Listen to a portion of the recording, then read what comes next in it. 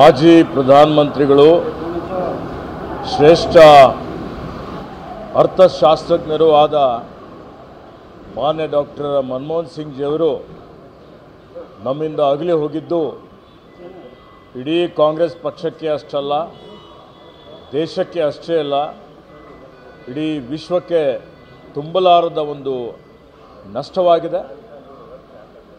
Doctor Manmohan Singh ರವರು ಅವರ ಕಾರ್ಯಕಾಲದಲ್ಲಿ ಇವತ್ತು ರಿಸರ್ವ್ ಬ್ಯಾಂಕ್ ಗವರ್ನರ್ ಆಗಿ, ಪ್ಲಾನಿಂಗ್ ಕಮಿಷನ್ನ ಉಪಾಧ್ಯಕ್ಷರಾಗಿ, ಹಣಕಾಸು ಸಚಿವರಾಗಿ, ಅದಾದಮೇಲೆ 2004ರಿಂದ 2014ರವರೆಗೆ ಪ್ರಧಾನಮಂತ್ರಿಗಳಾಗಿದ್ದರು.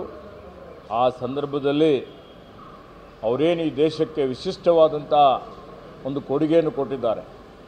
ಅನೇಕ ಬದಲಾವಣೆಗಳ ಮುಖಾಂತರ ದೇಶ ಇವತ್ತು ಆರ್ಥಿಕ. ನಿಮಗೆ ಉಬ್ಬಿದ ರಕ್ತನಾಳ ಅಂದ್ರೆ ವೆರಿಕೋಸ್ ವೇನ್ಸ್ ಸಮಸ್ಯೆ ಇದ್ದಲ್ಲಿ ಫ್ರೀ ಡಾಪ್ಲರ್ ಸ್ಕ್ಯಾನಿಂಗ್ ಗಾಗಿ ಹಿಂದೆ ಭೇಟಿ ಕೊಡಿ ಏವಿಸ್ ಆಸ್ಪತ್ರೆಗೆ. ಸಂಕಷ್ಟ ಎದುರಿಸ್ತಾ ಇತ್ತು.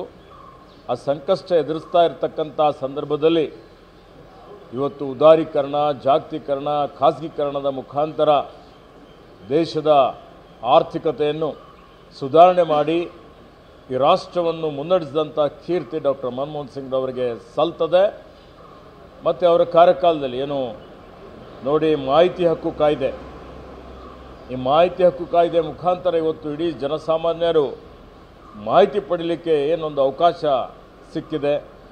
ಮನ್ರೇಗಾ ಮುಖಾಂತರ ಇವತ್ತು ಗ್ರಾಮೀಣ ಭಾಗದಲ್ಲಿ ಪ್ರತಿಯೊಬ್ಬರಿಗೂ ಉದ್ಯೋಗ ಸಿಗುವಂಥ ಒಂದು ಕೆಲಸ, ಒಂದು ಕ್ರಾಂತಿನೇ ಆಗಿದೆ ಅಂತ ಹೇಳ್ಬೋದು.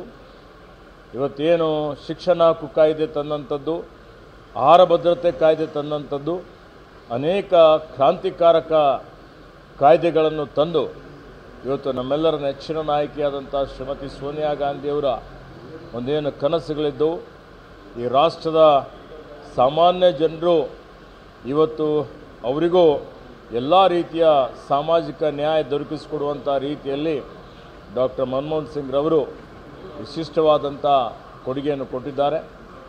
ಅವರ ಸಜ್ಜನಿಕೆ ಮತ್ತು ಅವರ ಸರಳತೆ ಹಾಗೂ ಅವರ ಪ್ರಾಮಾಣಿಕತೆ, ನಿಷ್ಠೆ ಇವತ್ತು ವಿರೋಧ ಪಕ್ಷದವರು ಸಹಿತ ಮೆಚ್ಚುತ್ತಾರೆ.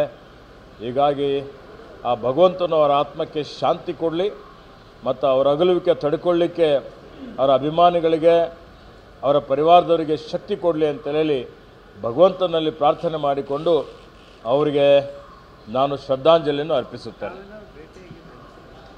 ಭಾಳ ಸಲ ಭೇಟಿಯಾಗಿದ್ದೆ. ಬೀದರ್ಗೆ ರೈಲ್ವೆ ಲೈನ್ ಮಾಡಲಿಕ್ಕೆ ಧರ್ಮಸಿಂಗ್ ಜಿಯವರೊಂದು ನಿಯೋಗ ತೆಗೆದುಕೊಂಡು ಹೋಗಿದ್ದೇವೆ. ಪ್ರಧಾನಮಂತ್ರಿಗಳ ಕಚೇರಿಯಲ್ಲಿ ನಾವು ನಮ್ಮ ಬೀದರ್ ಜಿಲ್ಲೆ ಎಲ್ಲ ಶಾಸಕರುಗಳು ಹೋಗಿ ಅವರಿಗೆ ಭೇಟಿ ಮಾಡಿದಂಥ ಸಂದರ್ಭದಲ್ಲಿ ಅತ್ಯಂತ ಸರಳತೆಯಿಂದ ನಮ್ಮ ಪಕ್ಕದಲ್ಲಿ ಬಂದು ಕೂತು ನಮಗೆ ಆತಿಥ್ಯ ಮಾಡಿ ಮಾತನಾಡಿ ಇವತ್ತು ಬೀದರ್ಗೆ ವಿಶೇಷ ಪ್ಯಾಕೇಜ್ ಕೊಡುವಂಥದ್ದಿರ್ಬೋದು. ಮತ್ತು ಇವತ್ತು ಗುರುನಾನಕ್ ದೇವರ ಒಂದು ವಿಶಿಷ್ಟವಾದಂಥ ಒಂದು ಜಯಂತ್ಯೋತ್ಸವ ಸಂದರ್ಭದಲ್ಲಿ ಬೀದರ್ ಜಿಲ್ಲೆಗೆ ಒಂದು ಸುಮಾರು 100 ಕೋಟಿ ರೂಪಾಯಿ ಅನುದಾನ ಕೊಟ್ಟಂಥದ್ದು ಡಾಕ್ಟರ್ ಮನಮೋಹನ್ ಸಿಂಗ್ ರವರು. ಹೀಗಾಗಿ ಅವರಿಗೆ ನಾನು ವೈಯಕ್ತಿಕವಾಗಿ ಸುಮಾರು ಸಲ ಭೇಟಿ ಮಾಡಿದ್ದೇನೆ. ನಾನು ಈಗ ಬೆಂಗಳೂರಿಗೆ ಹೋಗಿ ತೀರ್ಮಾನ ಮಾಡ್ತೇನೆ.